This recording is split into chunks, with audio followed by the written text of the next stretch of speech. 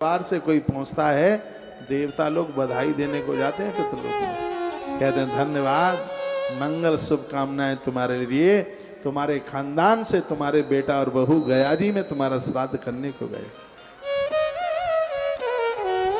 अध्याय नंबर 21 में ये बात चल रही है जो मैं आपको बोल रहा हूँ वायु पुराण का। तो क्या लिखा है कि गया दीनाम फलम तात प्रभुरोहि मम प्रक्षता पितृणाम चैव यत पुण्यम निखिलेन ब्रवीयमे। कहा गया के महात्म्य में श्राद्ध करने की महिमा आप सुना दें। तो 22 नंबर के श्लोक में बड़ी सुंदर बात कही। क्या कहा? स्नात्वा कृत्वा तथा श्राद्धम पितृलोके समुद्रेत स्वर्ग पाताल मृत्येषु नास्ति तीर्थ समम भुवि। का ऊपर के लोकों में, मध्य के लोकों में और पाताल लोक में, इन तीन लोक 14 भुवन में पूर्वजों के कल्याण के लिए, पितरों के कल्याण के लिए श्री गया जी से बढ़कर के कोई भी तीर्थ नहीं है। ये सर्वोच्च है सबके ऊपर, इसके बराबर कुछ भी नहीं। गया के समान मृत्युलोक, पाताल लोक और स्वर्ग लोक 22 नंबर के श्लोक में लिखा है, कहीं कोई जगह है ही नहीं। स्वर्ग पाताल मृत्येषु नास्ति तीर्थ समम गया। गया के समान तीर्थ नहीं है। पूर्वजों के उद्धार के लिए, आत्म कल्याण के लिए, जिन्होंने अपने माई बाप का कुछ लिया है, धन लिया, आशीर्वाद लिया, वैभव लिया, इस साल नहीं आ पाए हो, अगली साल आना, मैं यहीं कालचक्र मैदान में मिलूंगा, यहीं बैठा मिलूंगा। हाँ, जीवन में एक बार तो अपने पूर्वजों के निमित्त श्री गया जी पहुंचना, ये बड़ा भावी स्थान है। ये वो स्थान है जहां धर्मराज युधिष्ठिर ने अपने पुरखों का दर्शन किया था। ऐसी अद्भुत जगह, गया के प्रति तो बहुत श्रद्धा होनी चाहिए।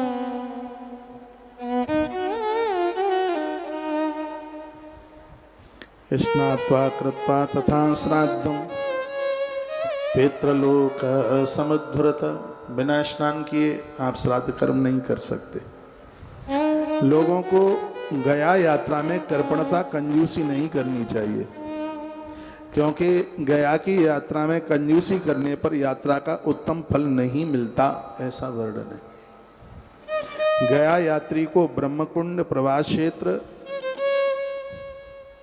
वैतरणी, ब्रह्मवेदी, प्रेतशिला, गया जी में पहुंचकर इतने स्थानों का विष्णु पद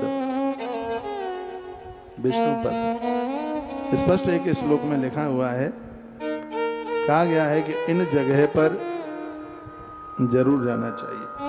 गया, इन जगहों का नाम लिखा है। 19 नंबर का श्लोक है,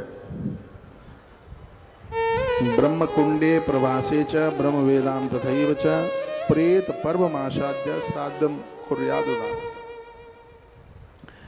तो जो गया जी में आए हैं, टाइम है तो इतनी जगह जाएं, टाइम नहीं है तो कम से कम विष्णुपद मंदिर में भगवान गदाधर के चरणों का दर्शन करके जरूर आ जाएं, उनकी यात्रा गया जी की पूरी हो जाएगी, ऐसा वर्णन है। विष्णुपदी पर पहुंचकर चरणों का दर्शन कर लें, वहां चरणों का दर्शन है विष्णुपदी। मैंने एक दिन बोला है, नारायण का मस्तिष्क है वह बद्रीनाथ में निकला, भगवान का हृदय है नैमिष में रह गया, और भगवान नारायण के जो चरण हैं वो श्री गया जी में आकर के प्रकट हुए हैं। गदाधर के चरण हैं यहाँ पर।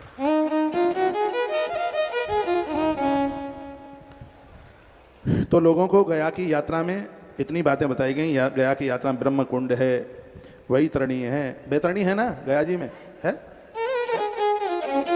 बैतरणी है, शायद बैतरणी हम नहीं जा पाए, बैतरणी है, ब्रह्मवेदी है, प्रेतशिला है, प्रेतशिला तो वर्णन है। और यहाँ पर 51 पीठ में से माता जी की शक्ति पीठ है, उसका वर्णन वायु पुराण के अंतर्गत किया गया। मैया जी को जब वो 16 दिन के पूरे दिन के लिए जो लोग आते हैं वो अमावस्या को नहीं लौटते यहाँ से, वो पड़वा के दिन, नवरात्रा का पहला दिन है, नवरात्रा का जो पहला दिन है, 3 पक्ष के श्राद्ध की भारी महिमा है। 3 पक्ष के श्राद्ध की क्या महिमा है? मैं 3 पक्ष का श्राद्ध करके जा रहा हूं। आप कहोगे कैसे? पूर्णिमा पहले पक्ष में आ गया, अमावस्या दूसरे पक्ष में आई, और नवरात्रा की जो प्रतिपदा है वो तीसरे पक्ष में आई है। वायु पुराण में लिखा है उस श्राद्ध की भारी महिमा बढ़ जाती है। जो गया जी में पहुंचने वाला श्राद्ध करता 3 पक्ष कि हाजिरी गया जी में लगा दे। इसलिए तो हमने 16 दिन का यह कार्यक्रम, मुझे ये बात पिछले साल पता लगा, पिछले साल तो मैं अमावस्या को ही चला गया, अब के बार में प्रोग्राम बना के आया, चाहे जितना भी कुछ फैल हो जाए, मैं अमावस्या को नहीं, मैं नवरात्रा के पहले दिन जाऊंगा, क्योंकि 3 पक्ष पूरे करके जाना। नहीं तो मैं 18 को भी तो आ सकता था, हाँ 18 को आ जाता, पोती 18 से बैठी थी।